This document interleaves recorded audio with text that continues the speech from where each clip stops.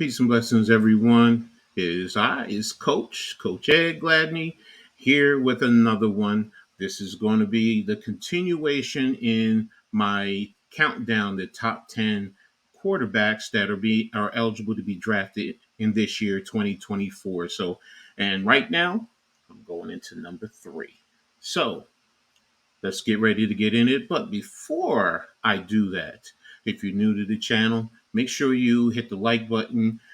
Everyone hit the like button. If you're new, make sure you subscribe and hit the notification so you know when I post new content. And everyone continue to share on all social media platforms. I really appreciate you all. So when I sit back and I've gone through all the quarterbacks, and again, I've done basically 4 through 10. So you can go and check all the other videos out and see where certain quarterbacks are in this countdown. So right now, this quarterback um, is a quarterback who can develop into something that most people are looking for. So with that, not even going to waste anybody else's time.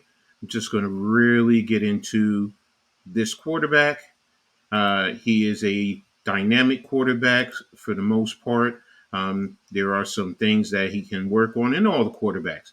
Every last one of them that are drafting. Let me make sure I preface this. Every last one of them has something that they can work on to be better in the NFL. So they're not going to come in the door and basically lead their team, lead the league in all everything. They have to work on different aspects of their game. But my number three quarterback, excuse me, sorry about that.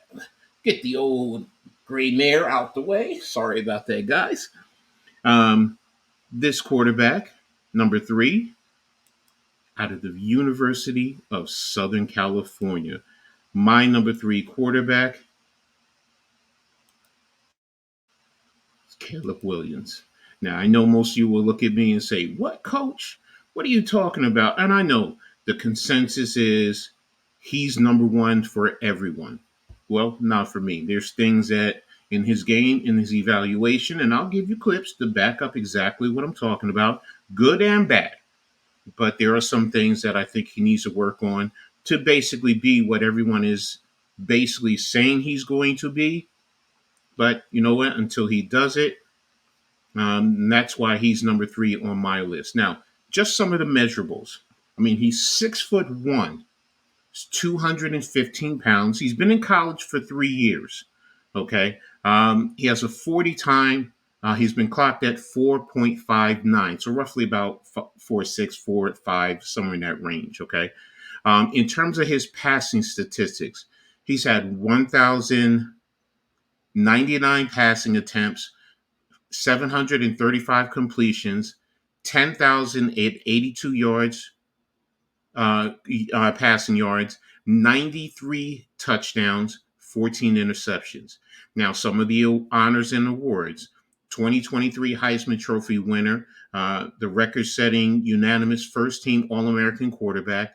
2022 holds the USC single season record for total offense, 4,919 yards, most touchdowns scoring, rushing and passing, 52, passing completions, 333, passes attempted, 500, most passing yards gained, 4,537, most touchdowns passes thrown, 42, the 2022 Maxwell Award, 2022 Walter Camp Award, 2022 Sporting News College Football Player of the Year, 2021 True Freshman All American by ESPN, 247 Sports, On 3, and Pro Football Focus, 2021 semifinalist for the Walter Camp Player of the Year, Davey O'Brien National Quarterback, 2018 Gatorade District of Columbia Football Player of the Year, and the Max Prep Sophomore All American. Now, some of the positives that I have for him: he's a highly athletic passer and runner. He can make passes from many different angles. We all know that. He has a very good ability to make all the passes, NFL passes, to every point of the field. He's good with his pocket manipulation, and he's confident at making defenders miss when facing the pass rush, is accurate with his passes when he's given the time in the pocket. When he can, he is able to position his passes so his receivers are able to catch and run. He's elite off with the off-platform throws. He has a high level of creativity and playmaking. Very good leader, as everyone within his organization has a great level of respect for him. He has the ability to read the entire field, has the ability to become an elite player, and plays with a high level of passion. Now, some of the negatives are he's smaller than what he may be perceived, basically standing at 6'1". I do have concerns with the ball security, as when he's moving with the ball, he does not maintain two hands on the football whenever he's passing or running. Due to the different arm angle usage and his size, it's easily to see his passes getting batted down, especially at the line of scrimmage. He has a tendency to pass the football moving backwards, which leads to poor passes or costly turnovers.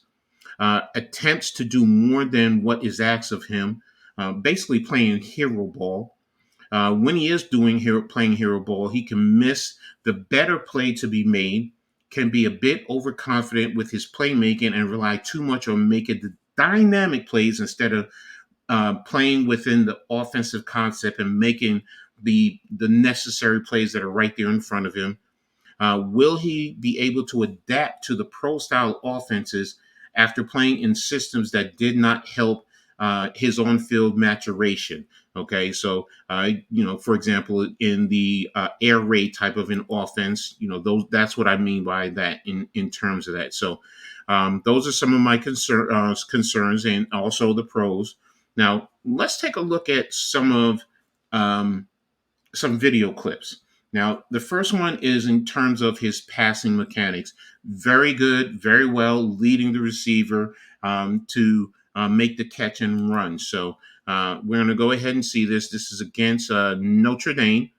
All right. So as you see, boom, catch right there. Receiver stopped, got it to him right away. So 1, 2, 3, perfect read, perfect alley, and he was able to get the receiver the football. So that was a very good play right there for him. The next one I'm going to talk about is as a playmaker.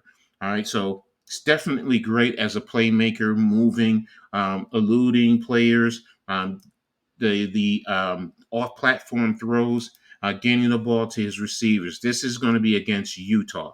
All right, so as you're going to see, he's going to drop back and dancing around, moving, and then what does he do? Takes off and runs for a big play. So, and that's what I mean by the playmaker ability. You're going to see it from the end zone angle here, just standing back there. Offensive line gives him time, moves around, steps up, makes a defender, gives him a different angle, separates, and has a good block. And there he is making a play down the field. So that's what I mean by in terms of the playmaking ability.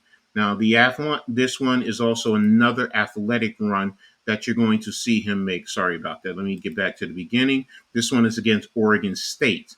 Now you're going to see that he's back there again, stepping up, tries to pass but pulls it down, and look, making the player miss, defender miss, and getting out of bounds. And that's a very good athletic run. That's what I'm talking about in terms of that. And now you may say it's a little bit similar to the other one, but this one I think is a little bit different because of the way he made the defender miss on his run. So that's a very good running ability for Caleb Williams. Now, in terms of the cons or the negatives in terms of his offense, this first one is going to be what I call hero ball. And basically, what I'm going to talk about is he's going to be in the pocket, similar to the last two.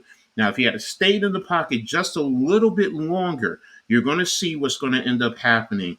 You're going to see a receiver coming across the field, getting the angle on the third level defender, and there was going to be a second level defender on the other side of the field. But if Caleb had stayed in the pocket, passed the ball right up over the seam, maybe leading the receiver, it would have been a big play. But he ended up rolling to the right, trying to make a play down the field to a running back who was running, and it was not completed. So I just want to go over that play right here. And this is against Arizona. So you're going to see he's going to play drop back, and here it is.